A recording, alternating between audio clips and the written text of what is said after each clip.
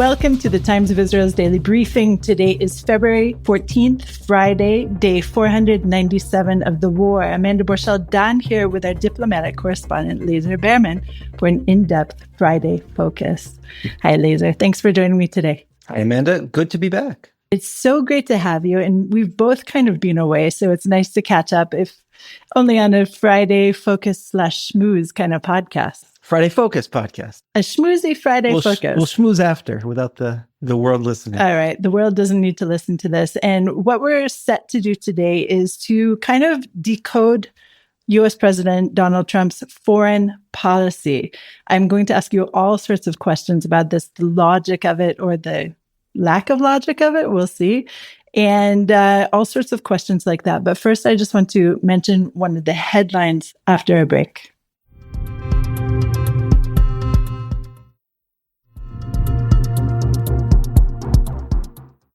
Israel has reportedly sent a message to Hamas through mediators, Egypt and Qatar, that the hostage release ceasefire deal will continue if the terror group releases 3 more hostages on Saturday.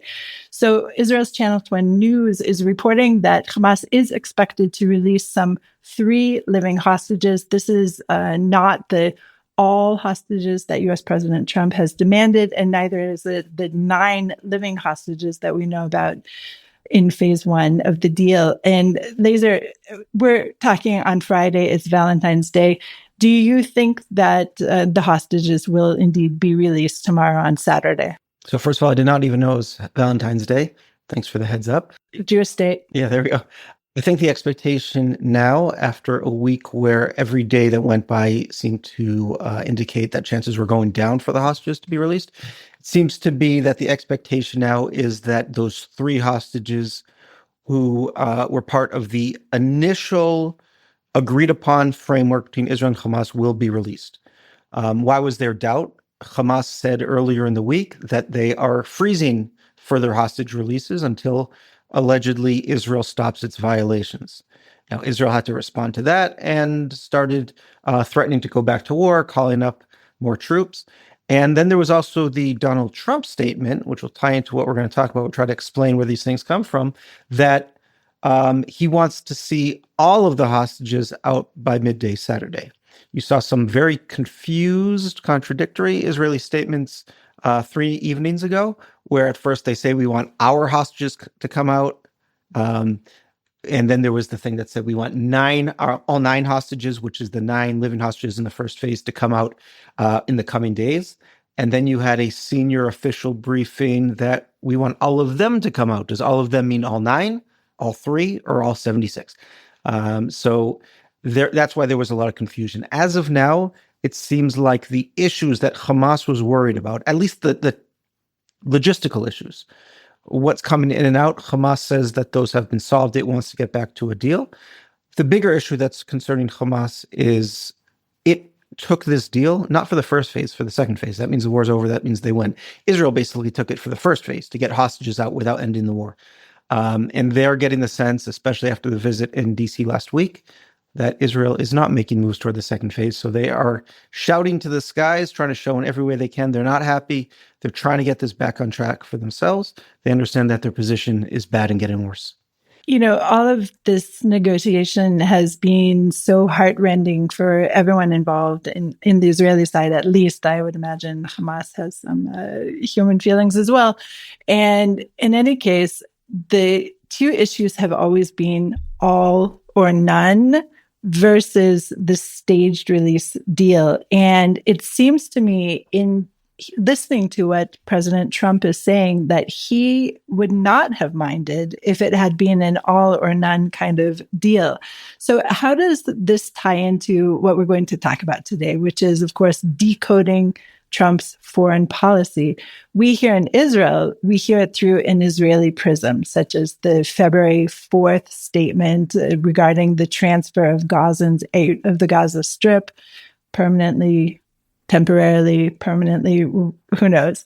And all of these statements seem to contradict, in a way, one of the platforms that he had when he was running for his second term, which was essentially to get America out of all the conflicts around the world. So how does this play together, and does it even? So I think the first thing I would say on this specific issue, when he was talking about all of the hostages coming out, he doesn't care about the policy details here. He could have come into office and said the previous deal was negotiated by President Biden. We're not going to do what Biden did on anything, basically. It was a weak administration. It wasn't especially pro-Israel in his eyes. I want to negotiate something else. He didn't do that. He said, I'm happy to take what exists. I just want it to happen. And you saw how quickly it happened once he insisted that this takes place before he gets into office. So I think that's an important thing. Policy details don't necessarily interest him. It's the big picture. The big picture is this. He wants the war to be over. He wants to deal with other things. At the same time, he sees good and evil very clearly. Now, sometimes that could be too simple. I think when it's Israel against Hamas, it's appropriate. And he says there's no way, and also his advisors say this, there's no way that Hamas can continue to rule Gaza, definitely, and should be eliminated. So you might say, how do those two things line up? Why would Hamas agree to release all of its hostages if it knows it's going to be eliminated? That's a question. But I think those are the principles underlying this particular incident. Okay, so let's back it up a little bit and look a little more globally, because again, the platform is Make America Great Again. And a lot of what he talked about, even on inauguration night, was taking America out of the conflicts. And do you see this as bringing America more into the conflict, or as a way of resolving it and then getting America out of the, very, very, very long-term Israeli-Palestinian? So I think we should take a step back and talk about what principles we could identify based on his first term and based on what he says. First of all, I want to say that Donald Trump is not an aberration in world politics and American politics.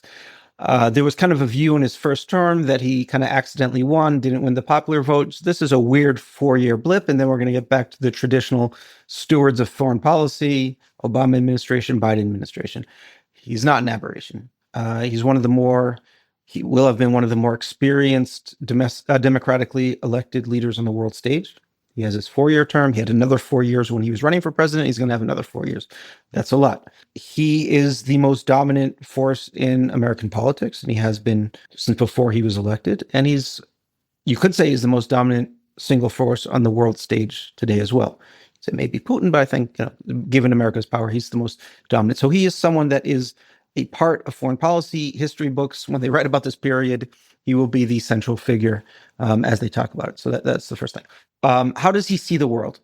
What concerns him first, and if you're talking about America first, it's America is a world power, and it should be reaping benefits from that. And those benefits that he talks about primarily are economic benefits and benefits for your average American, especially American workers. So he looks at the world, and America for the past several decades has been following kind of this liberal internationalist view where America is made safer when there are strong international institutions, and America backs them and plays a dominant role in those institutions. Those institutions could be the UN, it could be NATO, it could be these world organizations, World Health Organization, et cetera, NGOs. And that was kind of this view of the world that was shared by both parties.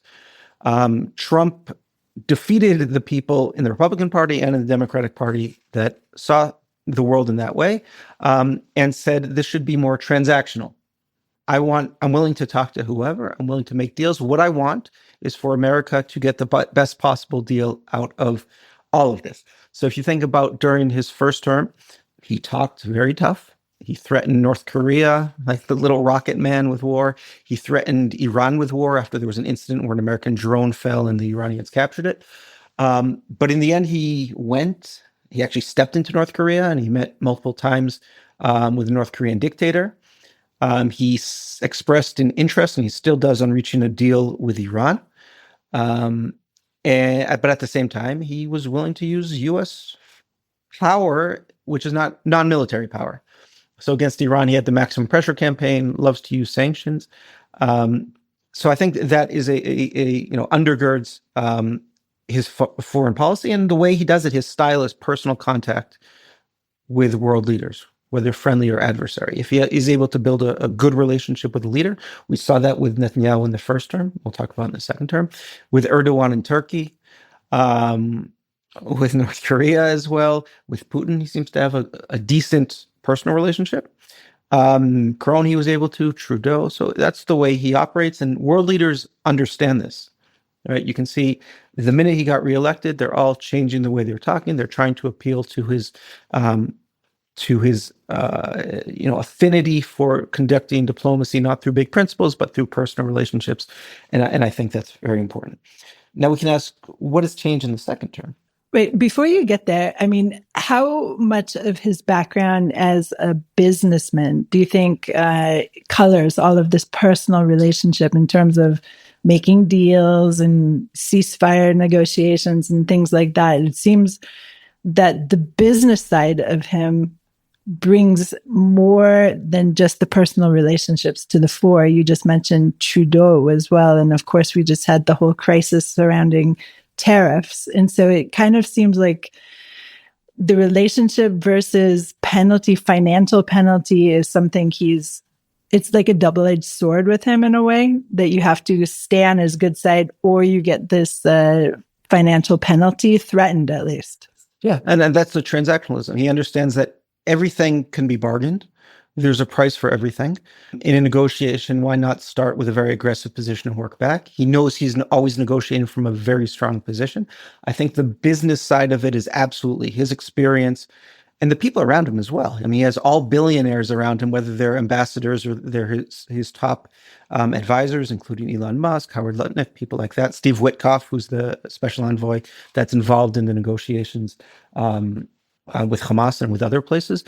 They're people who understand that the world's, business is ultimately how people think. And there's calculations and there's ultimately people can be pushed and they can also be bought in certain ways. His other part of his personal background, besides the businessman, is he was an entertainer. He's always been, right, kind of an 80s type of showman.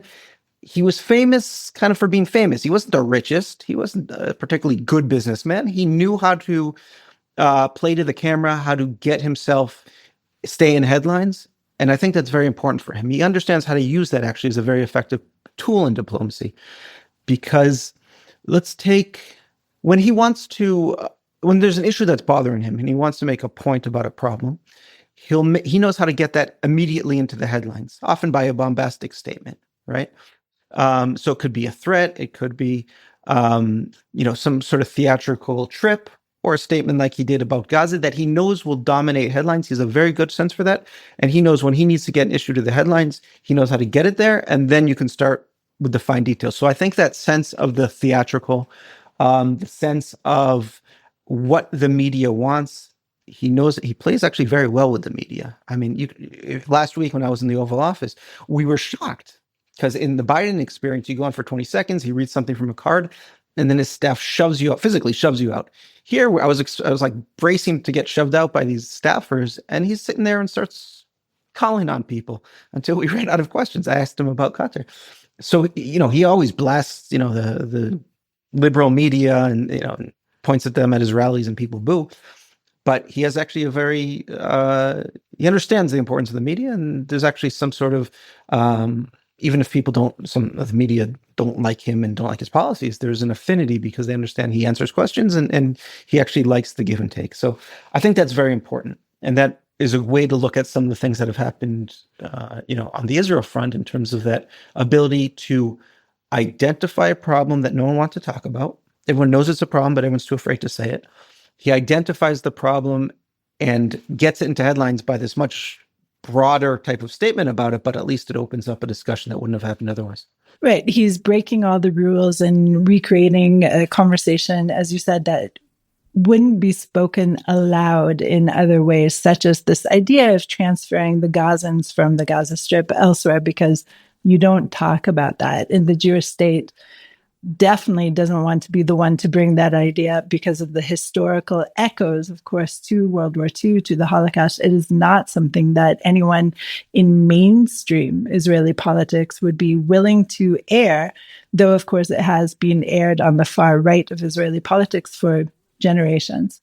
So transfer, I'm talking about. But let's talk about the launch of the second term and even on inauguration night, it was just a blast of activity, and it hasn't let up since then. I mean, we journalists were looking at every single thing that happens throughout every single day, and each one of the announcements or actions that have been taken would fill, a week's worth of newspapers in peace times or any other time.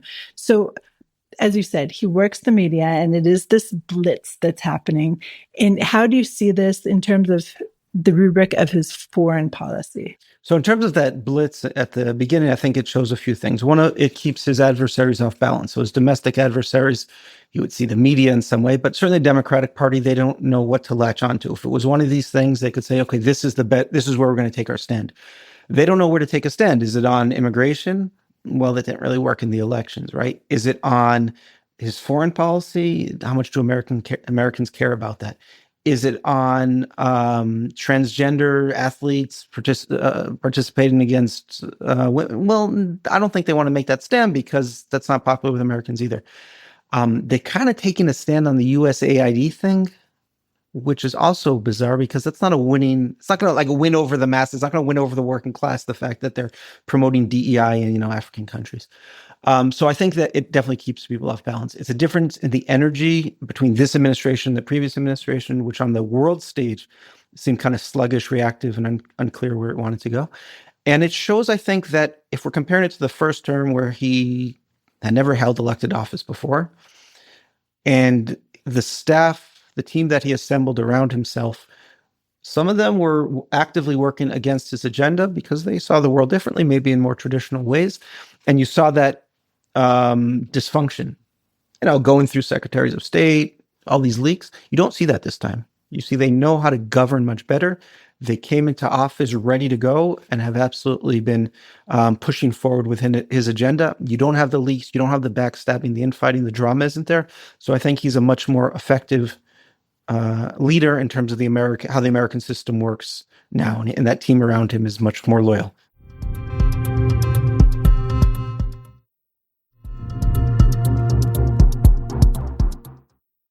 It's only been a few weeks, obviously, so we don't know what the future holds. But one of the other things before we more focus in on Israel that really has struck me is this idea of wrapping up the Ukraine war.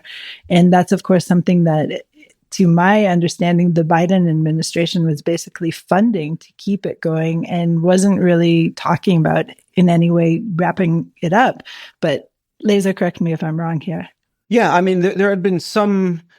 The Biden administration certainly talked about how to get out of the war, but they had red lines, and they wanted to make sure it was a Russian defeat and that it wasn't Russia imposing what it couldn't get on the battlefield onto Ukraine. Now, just in general, negotiations, there's this idea you get in negotiations what you achieved on the battlefield, right? So the fact that Israel was able to push Hezbollah into this very humiliating ceasefire was because we defeated them on the battlefield. They wouldn't have agreed to that before. So there's this idea, let's not give Russia a gift.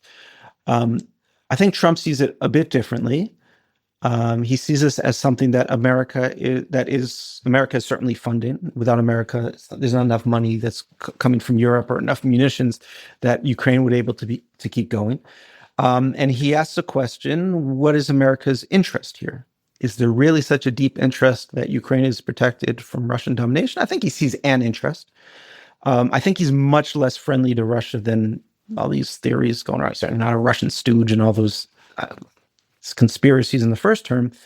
If Putin had to pick, do you want a Trump administration for the next whatever, or a Democratic administration? I think he would pick a Democratic administration. It's Trump that pushed NATO in untraditional ways, but again, he's pointing at the problem that NATO is not spending enough money, and they're just relying on it. They know that American power will come and save them.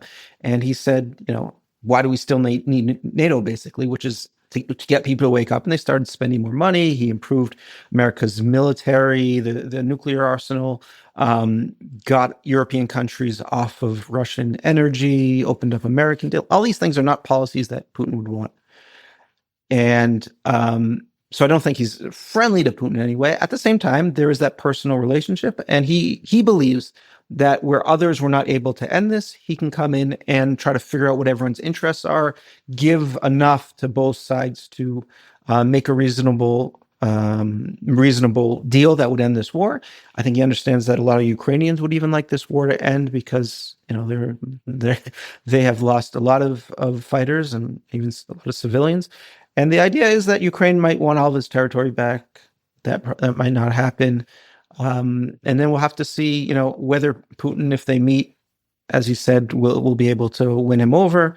Whether Zelensky can pull some strings to get Trump to pay more attention to Ukrainian concerns. I think it's interesting, but I think the world understands that if there is a chance to end this war, it's more likely under Trump than it was under Biden. Okay, we are going to discuss the Ukraine war, I think next week or the week after. I've been begging you to talk about it for a while, and so we will closer to the anniversary.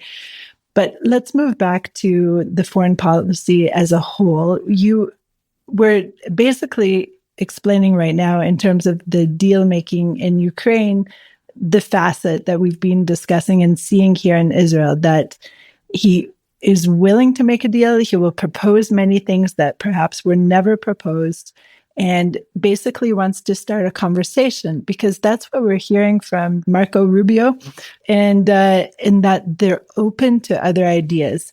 So do you think that's really accurate, that the Trump administration is still open to other ideas and is basically shaking the tree right now to see what will fall? On Gaza, you're talking about? On Gaza. Yeah, so I think we've seen that in general with allies, especially in the Western Hemisphere, Trump is willing to actually absolutely pick a fight, usually over economic things. So Israel doesn't have to worry about that because there's no trade imbalance. There's a lot of American money that comes here, but that doesn't seem to be at risk. There is a wing of the Republican Party that doesn't like that fact, and the more isolationist Tucker Carlson types, but that doesn't seem to be at risk. It doesn't seem to be the people that he's surrounded himself with.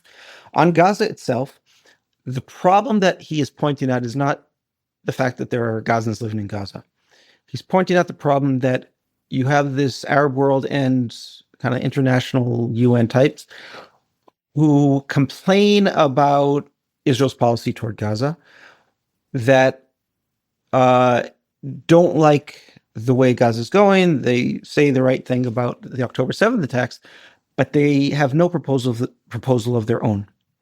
And he's kind of pointing out a hypocrisy. These people care so much about Gazan lives and Gazan welfare.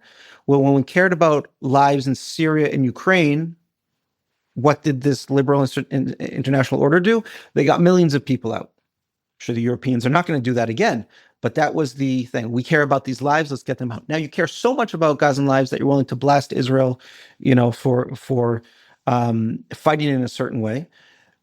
But when it comes to the individual lives, it's not that even to force them out. You didn't even want to give them a choice of having the ability to leave. In a normal world, the Europeans would be screaming at the Egyptians, let whoever wants, not force them out, whoever wants to relieve the war zone temporarily can go to Cairo and fly to Europe and we'll accept them. Didn't happen. She's pointing at that.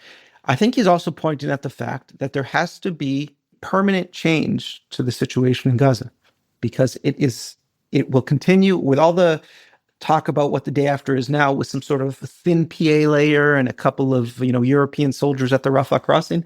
Hamas is still going to rule this, and we're going to be back where we were. And it might be that Trump's idea is unworkable and is a bad idea, but it's exactly as unworkable and as bad as all the ideas that existed beforehand. So I think, or that didn't exist, essentially, or whatever they're not even plans really. But when people are saying, "What's the day after?" Oh yeah, we're going to have the PA this and PA that, and Israel can be on the border. Well, it wasn't going to work. So he's saying, "Listen, you guys have no plan. Here's my plan. It would solve a lot of problems, right? It would mean the individuals have better lives. Israel will be safe. No one has to deal with this Gaza issue anymore."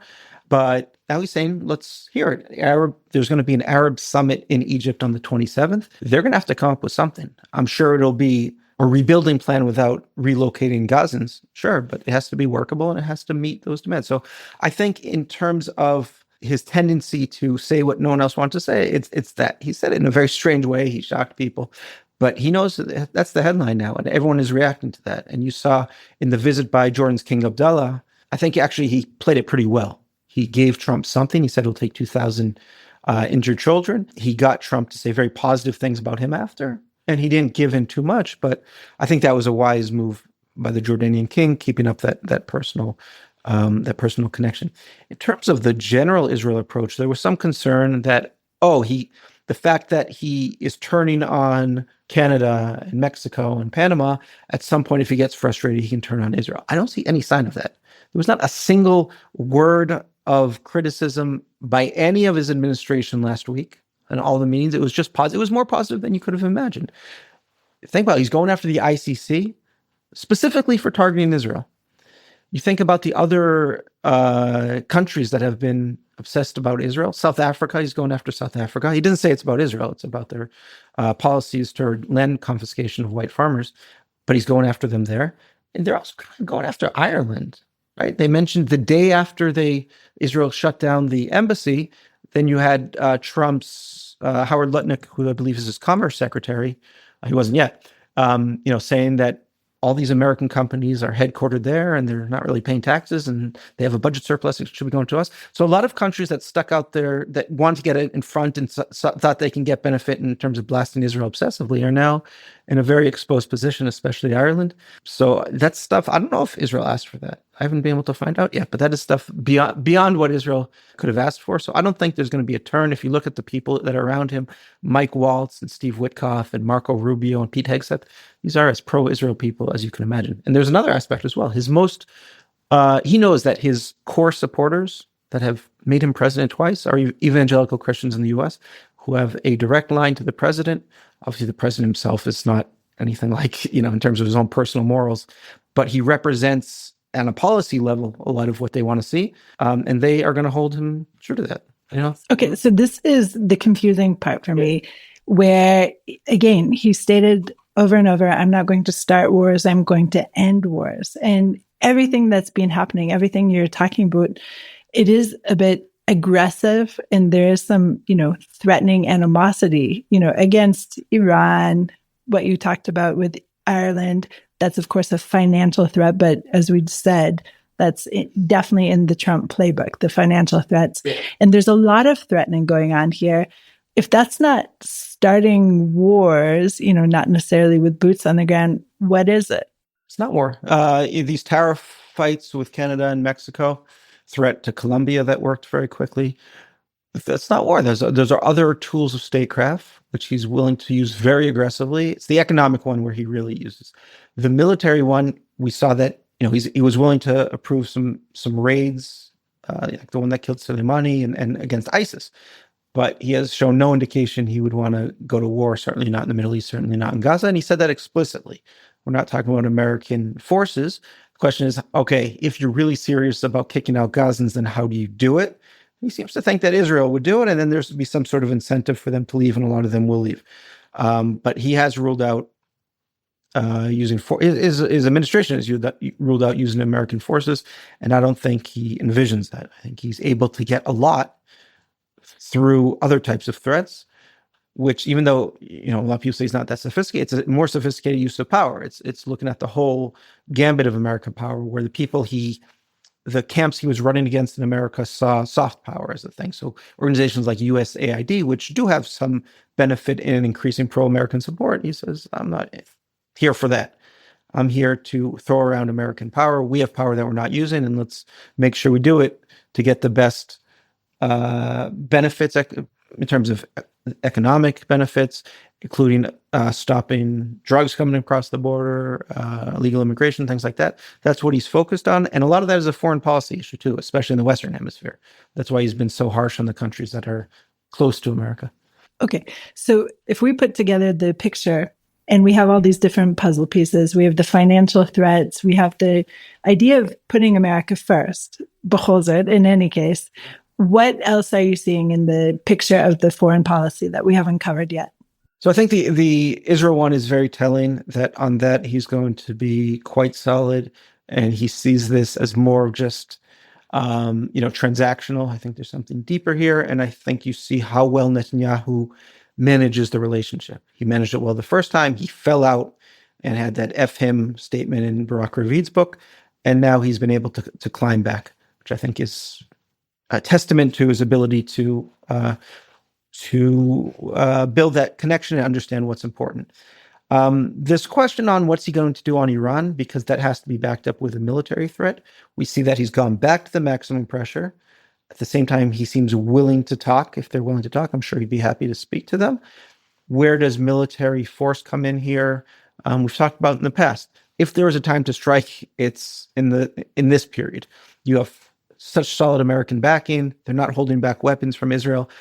Iran doesn't have the deterrent that Hezbollah represented. The Syrian regime is gone. And its own air defenses have been weakened. So this would seem to be a time. The question is whether he'll give a green light, whether he'll be involved. I think that's a question we need to answer at some point. There's also a question of what he's going to do about China, which he has identified as the main rival. And by the way, both parties see that now. The Democrats do as well. That has seemed to be mostly economic, logistics, cutting American dependence on Chinese supply lines. AI is going to be a fight there as well. But there's also the military thing, because Marco Rubio said explicitly, we're going to support American allies, and he said Israel and Taiwan. So Taiwan, there has to be some sort of military threat there. And the question is how he's going to build up allied capacity in the region. He had Japan's foreign prime minister the same week as Netanyahu, so it seems like there's a commitment there as well. But that should be a focus of his policy. And then there's a question of whether the traditional American allies will be able to maintain good relations in this environment. UK, NATO, France, Germany. The ones that are sophisticated are going to recognize that Israel has a very good relationship, has a direct line to the White House, and they'll use it. Europeans also, Arab states. There's the big question of what's going to happen with the Saudi normalization deal. He is absolutely determined. He knows that he got the Abraham Accords. The Biden administration couldn't get anything else done. He thinks he can get the Saudi thing done, which would be historic. He wants that Nobel Prize, even though he said in the Oval Office when I was there that no one's going to ever give it to him. On this, he might actually get it.